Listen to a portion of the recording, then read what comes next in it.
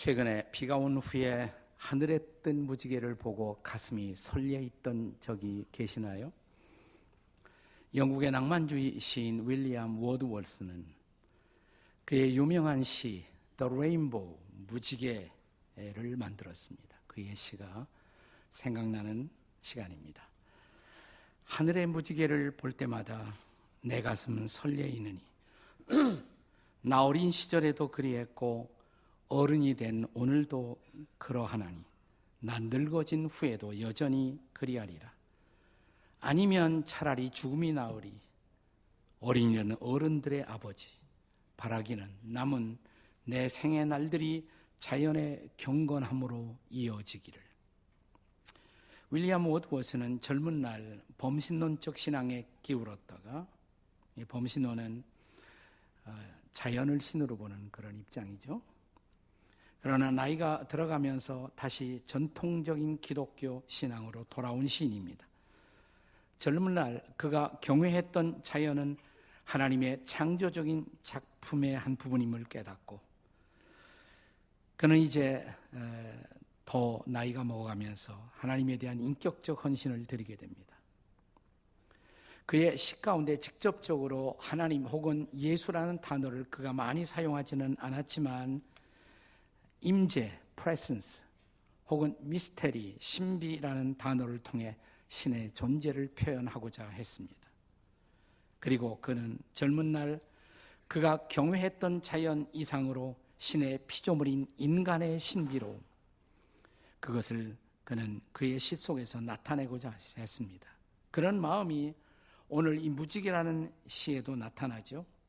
어린아이가 무지개를 바라보면서 느낀 그 신비한 감동, 그 감동을 자기가 나이가 먹어서도, 아니 늙어서도 여전히 간직하기를 소망한다고, 내게 그런 감동이 없다면 그는 차라리 죽는 것이 낫겠다라고 그는 이 시 속에서 고백합니다. 그런 의미에서 그가 남긴 유명한 말, 어린이는 어른들의 아버지, The child is father of the man. 어린이는 어른들의 아버지라는 유명한 고백을 그는 말했던 것입니다. 마태복음에는 유난히 종말론적 천국의 이야기가 많이 등장합니다. 어느 날 제자들이 주께 나와서 질문을 던집니다. 본문 1절입니다. 함께 읽습니다. 시작. 그때 제자들이 예수께 나와 이르되 천국에서는 누가 크니이까? 예수님의 제자가 되었지만 새 소송을 아직도 벗어버리 못한 제자들, 오늘의 우리도 마찬가지죠. 그래서 그들은 매우 세속적 질문을 던집니다. 천국에 갔을 때 누가 더 위대한 자가, 누가 우리 중에 더 큰 자가 되겠느냐고. 이때 예수님의 대답이 무엇이었습니까? 본문 2절과 3절의 말씀을 읽습니다. 다 같이 시작. 예수께서 한 어린아이를 불러 그들 가운데 세우시고 이르시되 진실로 너희에게 이르노니 너희가 돌이켜 어린 아이들과 같이 되지 아니하면 결단코 천국에 들어가지 못하리라. 우리가 어린아이라는 말 속에는 긍정적 이미지가 포함될 수도 있고 때로는 부정적 이미지가 포함될 수도 있습니다. 그래서 성경을 읽어봐도 성경에 어린아이가 긍정적으로 쓰여지는가 하면 때로는 부정적인 뜻으로 쓰여지는 경우들도 있습니다. 우리가 영어에서 어린아이라는 말을 할 때 부정적인 의미로 쓸 때는 childish, 유치하다, 어린이 같다, 부정적인 의미죠. 그러나 childlike 라고 말하면 훨씬 더 긍정적인 의미로 쓰여지는 경우라고 할 수가 있습니다. 본문의 맥락에서는 그런 후자의 의미, 너희가 어린아이와 같지 아니하면 childlike라는 단어가 쓰여집니다. 자, 그렇다면 천국 백성, 천국 제자들이 어린아이같이 되어야 할 이유는 도대체 무엇 때문입니까? 첫째로 그것은 우리 모두가 자신을 낮추는 사람이어야 하기 때문에 그렇습니다. 여기서 낮춘다는 의미는 뭘까요? 그것은 내가 가진 약점을 알고 나보다 더 큰 자, 위대한 자를 신뢰할 줄 아는 겸손이 무엇보다 우리에게 필요하기 때문입니다. 자, 어린아이들은 어려움에 부딪히면 난관에 부딪히면 자기보다 힘이 센 어른에게 달려가죠. 그리고 도움을 청합니다. 그러므로 만일 어떤 사람이 최고로 힘이 세신 전능자, 그 하나님께 달려가 도움을 청할 줄 모른다면 왜 그럴까요? 겸손하지 못해서 그래요. 교만한 사람이기 때문에 그렇습니다. 기독교의 가장 중요한 사건은 구원입니다. 누군가가 구원을 얻으려면 그는 먼저 자신이 자신을 구원할 수 없는 존재, 내가 나를 구원할 수 없는 존재임을 인정하고, 그것이 바로 죄인됨을 인정하는 거예요. 그리고 예수님만을 구원의 주님으로 인정하고 그분에게 나의 구원을 의탁하는 것이 바로 구원입니다. 그것이 바로. 그런 의미에서 천국은 겸손하지 않은 사람은 들어갈 수 없는 나라인 것입니다. 하지만 천국에 들어가기 위해서만 겸손이 필요한 것이 아니에요. 우리가 하나님 나라에서 쓰임받는 존재로 살기 위해서도 겸손은 절대적으로 필요합니다. 그런 의미에서 유명한 설교가 스폴전 목사님의 겸손에 대한 정의는 탁월합니다. 그는 겸손을 이렇게 정의했습니다. 겸손은 자신의 상태, 자신의 상황에 대한 정확한 평가, 그것이 바로 겸손이다. 내 상황, 내 모습을 정확하게 평가하면 겸손해져요. 내가 나를 모르면 교만해지는 것입니다. 저 유명한 아브라함 링컨 대통령의 일화 가운데 이런 일화가 있습니다. 어느 날 대통령이 어떤 자기의 의견을 얘기했어요.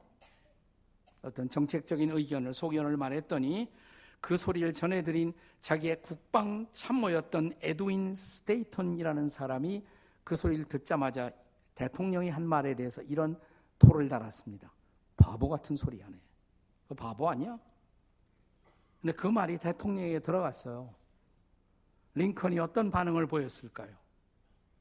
스테이턴 경이 바보 같은 소리라고 했다고 그러면 내가 한 말이 바보 같은 소리가 맞을 거예요. 내가 바보요. 그는 그 문제에 대해서는 나보다 훨씬 더 전문가이니까. 여러분, 이런 링컨이 진짜 겸손한 사람이 아닙니까? 예. 저는 지난 주간에 미국과 한국의 목회자들 그리고 선교단체의 대표들을 모시고 홍콩 마카오에서 컨퍼런스를 하고 돌아왔습니다. 그때 그 시간 중에 미국에서 오신 젊은 목사님, 1.5세 목사님이 미국 목회의 경험을 간증으로 했는데 우리 모두에게 굉장한 은혜가 있었어요. 그분이 미주 한인교회에서 겪었던 일에 대해서 말하면서 이런 얘기를 했습니다. 좀 분란을 겪고 있는 교회에 그가 취임을 했는데 거기 한 장로님이 어느 날 오더니 자기 보고 그러더래요. 야, 목사 새끼야. 그러더래요. 목사 새끼야. 이때 이분이 이런 반응을 보였다고 합니다. 아유, 장로님 어떻게 하셨어요? 우리 아버지가 목사인데요. 저는 어려서부터 목사 새끼거든요. 네. 이분은 이런 겸손으로 교회의 모든 분란을 극복하고 교회 속에 평화를 가져올 수 있었다는 간증을 했습니다. 이런 겸손 얼마나 필요합니까? 이런 겸손한 사람이, 겸손한 지도자가 얼마나 필요한 세상입니까? 요즘 우리 시대에 유행하는 말 가운데 미친 존재감이라는 말이 있습니다. 자신의 존재의식에 지나치게 매달리는 상태, 그래서 자기 자신을 지나치게 과도하게 포장하고 허위의식으로 자신을 왜곡하는 사람들의 상태가 미친 존재감이에요. 괜찮아요. 오늘은 제가 참을게요. 오늘 어린이가 주인공이니까 제가 오늘은 그냥 놔둬도 괜찮습니다. 예. 자, 최근에 한국의 유명한 가수가 국내 언론 기자들을 앞에 놓고 자기는 결코 마약한 일이 없다라는 인터뷰를 했죠. 그런데 그게 2주간도 지나지 못해서 그 허위가, 가짜가 드러나지 않았습니까? 변명이 뭐였습니까? 내가 내 자신을 내려놓기가 두려웠다고. 그게 자기 변명이에요. 그런데 그렇다면 그의 거짓말이 그를 지켜줬나요? 아니죠. 차라리 그가 정직하게 자신을 내려놓을 줄 알았다면, 그리고 정직하게 고백할 수 있었다면 팬들은 그를 관대하게 용서했을 것입니다. 사람들이 겸손하지 못한 이유, 왜 그럴까? 저는 두 가지라고 생각해요. 하나님 앞에 서본 일이 없기 때문에. 우리가 정말 절대자이신 하나님 앞에 선다면, 그 하나님 앞에서 나를 발견한다면 어떻게 교만해요? 또 하나, 우리가 십자가 앞에 설 수 있다면, 십자가에서 내 죄를 짊어지고 돌아가신 예수님을 본다면 어떻게 교만해요? 십자가 앞에 서본 경험이 없는 사람만이 교만한 것입니다. 자, 그러므로 우리가 하나님을 안다면, 우리가 십자가를 경험한 사람들이라면 어떻게 겸손하지 않을 수가 있겠습니까? 또 이런 사람들이 들어가는 나라, 그게 천국이에요. 그것이 바로 천국이에요. 천국은 겸손하지 않은 사람은 들어갈 수 없는 나라예요. 이 어린아이 같은 자신의 낮춤, 이것이 바로 천국 입문의 필수 과목인 것을 믿으시기 바랍니다. 우리가 왜 어린아이와 같이 되어야 하는가? 두 번째 이유는 작은 것을 소중히 여기는 사람이어야 하기 때문입니다. 작은 것을 소중히 여길 줄 아는 사람. 잊지 마세요. 오늘 함께 읽은 이 본문은, 이 사건은 제자들의 한 질문에서부터 시작됐죠. 천국에서는 누가 큰 사람입니까? 자, 4절의 말씀을 다시 읽습니다. 본문 4절 같이 읽습니다. 시작. 그러므로 누구든지 이 어린아이와 같이 자기를 낮추는 사람이 천국에서는 큰 사람이다. 예수님 역설적인 대답을 하셨어요. 자기를 낮추는 사람이 천국에서는 큰 사람이다. 계속되는 5절 말씀 읽어보세요. 5절 시작. 또 누구든지 내 이름으로 이런 어린아이 하나를 영접하면 곧 나를 영접함이니라. 여기서 예수님이 자기 자신을 어린아이와 동일시하고 있다는 것을 놓치지 마십시오. 천국은 작은 사람이 혹은 작은 것이 소중히 여겨지는 나라, 이게 천국이에요. 이미 우리가 그동안 마태복음을 통해서 천국의 여러 비유들에게서 본 것처럼 우리는 작은 씨앗에서 위대한 생명이 시작된다는 것을 보았습니다. 요즘 우리는 마이크로라는 단어를 많이 씁니다. 메가라는 단어도 중요하지만 마이크로가 훨씬 더 중요한 것이에요. 마이크로 없이 메가는 존재하지 않습니다. 마이크로 디자인이 없이 메가 임팩트는 가능하지 않습니다. 우리 시대의 여러분 가장 위대한 발견 중에 하나가 뭐냐면 마이크로 한 것들이 중요하다. 이것을 우리 시대에서 많이 발견해서 지금 마이크로에 많이 매달리고 있잖아요. 과학도 마이크로에 투자합니다. 근데 우리 시대에 또 하나 위대한 발견이 뭐냐면 어린아이의 발견이에요. 어린아이의 인권, 어른 못지않게 중요하다. 그것을 발견하는 것이 우리 시대에 와서 겨우 이루어진 일입니다. 여러분, 어린아이, 어린이. 우리나라에서 처음으로 어린이, 이 어린이라는 말은 존칭입니다. 어리신 분, 어리신 이, 그걸 어린이예요. 이 말을 만든 사람이 누구죠? 소파 방정환이에요. 소파 방정환 선생입니다. 그럼 그 전까지는 뭐라고 불렀을까요? 애들, 아이, 어린애, 아해, 얼라, 어린 놈, 아새끼, 그렇게 불렀어요. 그렇게. 네. 처음으로 어린이, 어리신 분, 이 단어가 등장하는 것입니다. 근데 소파 방정환이 발견하기 전에 예수님은 2000년이나 앞서서 어린아이의 소중함을 오늘 본문에서 가르칩니다. 그리고 어린아이의 지위를 천국의 주인공으로 격상시키셨습니다. 그리고 이 어린이와 함께 모든 작은 자들의 중요성을 가르치신 것입니다. 그리고 작은 자 하나를 실족해 하는 것, 그것은 가장 커다란 범죄다, 이렇게 말씀하시죠. 6절 말씀을 보세요. 6절 다 같이 읽겠습니다. 6절 시작. 누구든지 나를 믿는 이 작은 자 중 하나를 실족하게 하면 차라리 연자 맷돌이 그 목에 달려서 깊은 바다에 빠뜨려지는 것이 나으리라. 그래서 예수님이 이 땅에 오실 때 예수님 본래 하나님이세요. 하나님의 아들이시잖아요. 그런데 가장 작은 자로 오셨죠. 그는 위대한 장군으로, 거인으로 어느 날 역사 속에 짠 하고 등장한 것이 아니시고 아기로 오셨어요. 아기로 태어나셨어요. 그것도 세상에서 가장 작은 나라 이스라엘. 이스라엘은 우리나라 강원도, 경기도 합한 것밖에 안 되는 그런 작은 나라입니다. 이 작은 나라에 오셨어요. 이 작은 나라에서도 작은 촌락 베들레헴에 오셨어요. 거기도 말구유의 아기의 모습으로, 작은 자의 모습으로 그는 오신 것입니다. 왜요? 그는 위대한 것의 정의를 다시 바꾸신 것입니다. 작은 것이 큰 것이다. 작은 자가 위대할 수가 있다. 이것을 가르치신 것입니다. 자, 마태복음 20장 26절 7절에서 이것을 더 분명하게 말씀하십니다. 같이 한번 읽습니다. 시작. 너희 중에 누구든지 크고자 하는 자는 너희를 섬기는 자가 되고, 너희 중에 누구든지 으뜸이 되고자 하는 자는 너희의 종이 되어야 하리라. 10절에서도 본문의 10절에서 그것을 다시 한번 소자의 중요성을 말씀하시죠. 다 같이 한번 읽어보세요. 시작. 삼가 이 작은 자 중에 하나도 업신여기지 말라. 그들의 천사들, 어린아이의 천사들이 하늘에 계신 내 아버지의 얼굴을 항상 배웠고 있다. 아이들에게는 천사가 있어요. 그리고 그 아이의 상태를 하나님 아버지께 보고하세요. 그러니까 그만큼 어린이 하나의 존재는 소중하다. 이렇게 가르치신 것입니다. 자, 그렇다면 이 작은 자를 소중히 여기는 나라, 그게 하나님의 나라예요.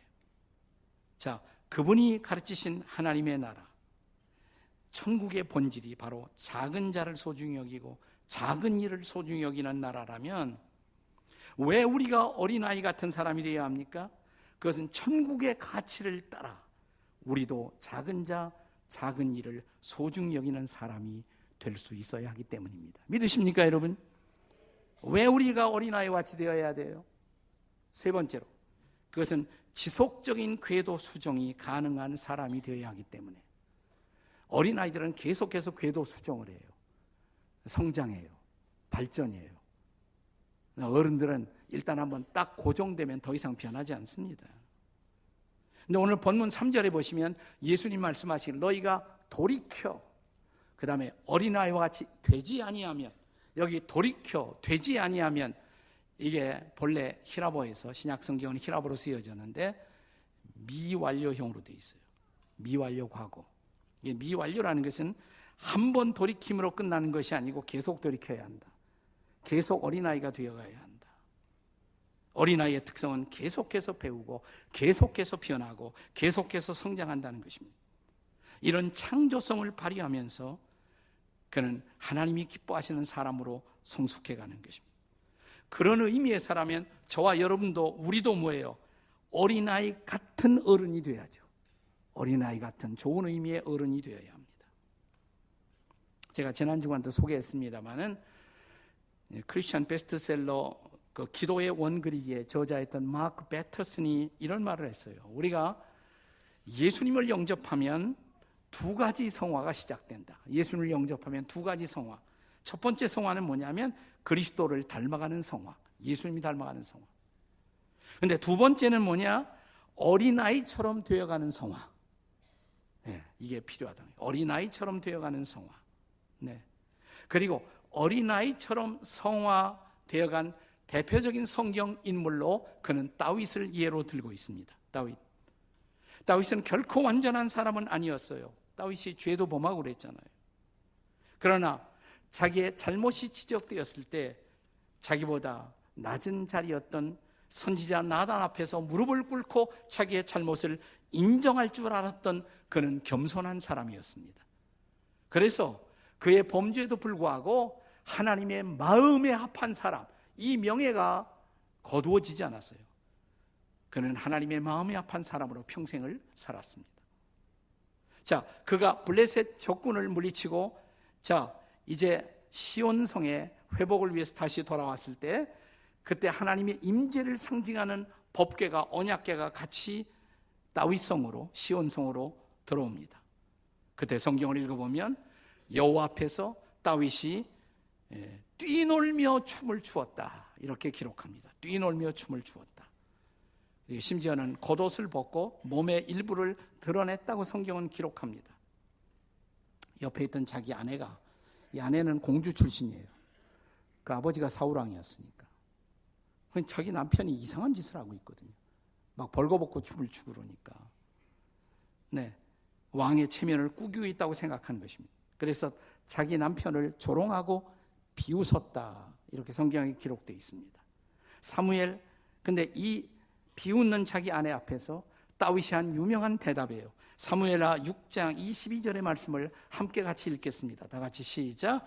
내가 이보다 더 낮아져서 스스로 천하게 보일지라도 네가 말한 바 계집종에게는 내가 높임을 받으리라. 나는 필요하면 더 낮아질 수가 있다. 더 유치한 짓도 할 수가 있다. 네가 멸시했던 계집종들은 나를 높일 것이다. 자, 이 상황에서 하나님은 누구의 손을 드셨습니까? 다윗이죠. 네, 하나님 앞에서 옷을 벗고 춤을 출 줄 알았던 어린아이 같은 순수성, 그것을 하나님은 귀하게 보신 거예요. 네.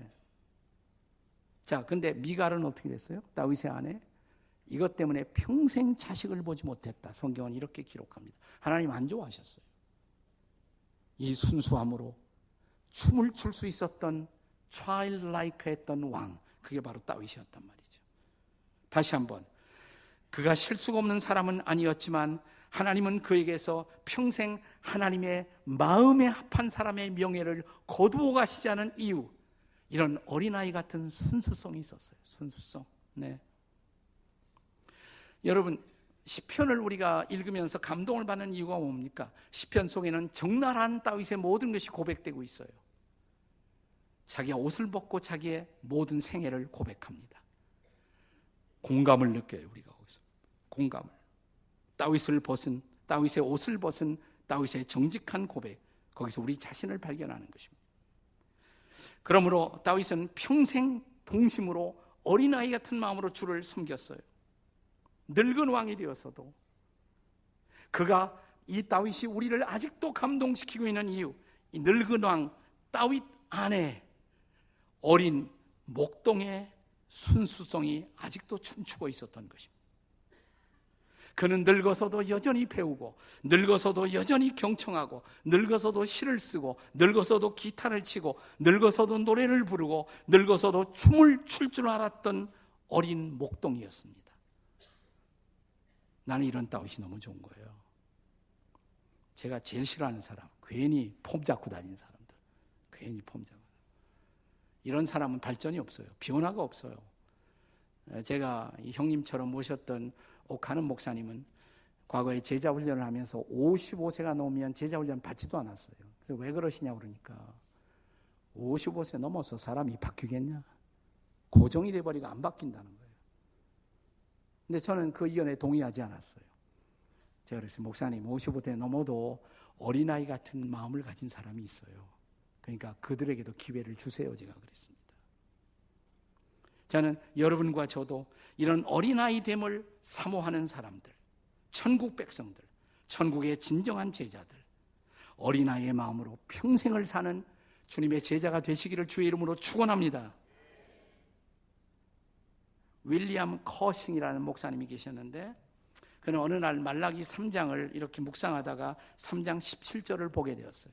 무슨 말씀이냐면, 만군의 여호와가 이르노라, 나는 내가 정한 날에 그들을 나의 특별한 소유로 삼을 것이요. 이 특별한 소유라는 말이 다른 말로는 특별한 보물이란 뜻입니다. 특별한 보물로 삼을 것이요. 하나님이 하나님의 백성을 특별한 보물로 삼으신다. 하나님의 백성들 중에 누구를 그렇게 보배로 생각하실까? 묵상하다가 갑자기 생각나는 것이 자기 교회 어린아이들이었어요. 아, 그렇지. 하나님이 얼마나 그들을 보배처럼 보시겠나. 붓을 들어 시 하나를 쓰기 시작합니다. 유명한 찬송시가 됐어요. 찬송가 564장에. 옛날에 많이 불렀는데, 예수께서 오실 때에 그 귀중한 보배 하나라도 남김없이 다 찾으시리라. 샛별 같은 그 보배 면류관에 달려 반짝반짝 빛나게 비치리로다. 3절에 보시면 주를 사랑하는 아이 이 세상에 살 때 주의 말씀 순종하면 참 보배로다. 샛별 같은 그 보배 면류관에 달려 반짝반짝 빛나게 비치리로다. 얼마나 아름다운 모습이에요. 그러나 중요한 것은 우리 어른들도 이 어린아이 같은 순수성, 우리 어린아이 같은 겸손함, 어린아이 같은 창조성을 가지고 평생을 살아가는 그런 천국의 백성, 천국의 제자가 되시기를 주의 이름으로 축원합니다.